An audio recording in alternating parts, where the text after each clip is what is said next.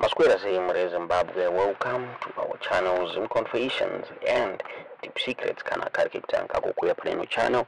Please don't forget to subscribe kana chingwaga uka subscribe, but don't forget to comment and share this video.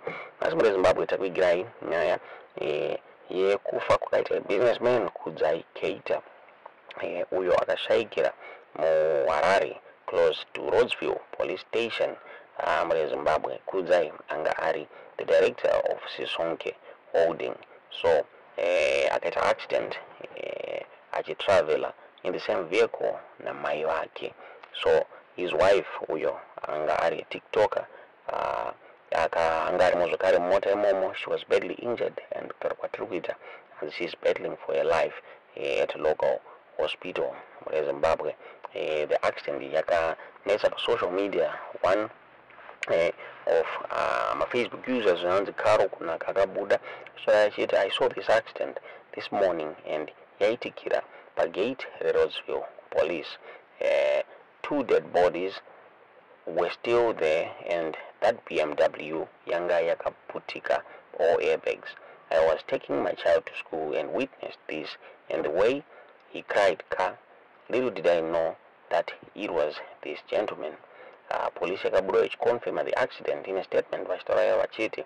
The ZRP confirms a fatal road accident which occurred at 29/10/2024 at around 5:42 hours along Robert Mugabe Road, Harare, near Rhodsville.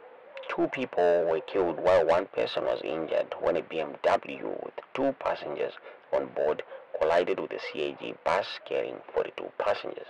The BMW vehicle had allegedly turned right in front of the oncoming bus. The bodies of the victims were taken to Paranya to a group of hospitals for post-mortem, while the injured person is admitted at the same hospital, said the statement. Yakabuditswa ne the ZRP. So pane ma versions abuda nye yakati one day one of them yangere kuti Keita akange akakwara last Friday mushoni makungaita imwe accident muri Zimbabwe. So zvirunzi zvasinaumira mushe pane nyaya dzabuditswa about this Keita. Vamwe vari kutaura ivo vachiti there was a darker side to his life. So zvirunzi pa that accident yazomuuraya iyi, as they were visiting madzibaba at a shrine. One source chiti he had another incident recently which almost cost him his life, and he felt seeking spiritual protection was a good idea. So he was going with his mother, and it's unfortunate that they both died while his wife survived, said the source.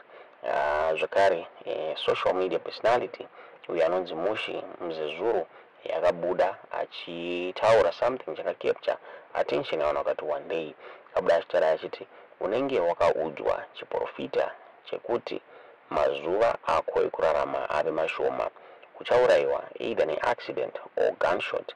A few days later you have an accident, you escape death, then you realize the seriousness of the matter.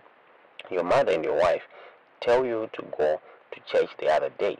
So your mother and wife are on the way with you to church, then a bus hits the car driven by your wife, and your mother and you die on the spot. The definition of nguva inenge yasvika, and the definition of mubereki anomira newe despite everything you would have done in life. Another social media user said he was a master of deception. I believe he's Savano. Mazimba kuda zvinu, but afa anaka. I'm not judging. Rest in peace, Mike. Ndo zvakabuda zvitaurwa nevanhu muri Zimbabwe. So pana sekuru vabuda nekuFacebook fana zviti sekuru Nyasaland vabuda vachitaura ivo vachiti Keita akafa ne go back to sender ya kange yauya ichiingwa yawa nemunin'ina wake vakabuda vachitaura paFacebook vakati Kudzai Keita munin'ina wake akauya kudare vazukuru vhiki yapera tikamuitira go back to sender mushure mekunge achirwara nechirwere chisinganzwisisike. Saka ndakatarira muhari dzangu zvechivanhu ndikaona kuti munin'ina waKudzai Keita pane nyoka iri kumunanzva, ndosaka ari kuperezeka. Saka akataura kuti kubva pakatanga kurwara haachaonani namai vake vakamubereka. Ende akataura mudare akati amai naKudzi havabve kun'anga, ndosaka akauya kudare nekuti aive nefungidziro yekuti pane zviri kuitwa paari. Saka ini ndakangoti ini chandinogona kuita go back to sender. Wese akaisa akaita chakaipa pauri, zvinomuwana hapaperi 2 weeks tinenge tawana maresults. Saka huku yanga yakuda kudya mazai, ndobva taitira go back to sender, ndobva raenda nepiro. Saka ndozvakaitika vazukuru.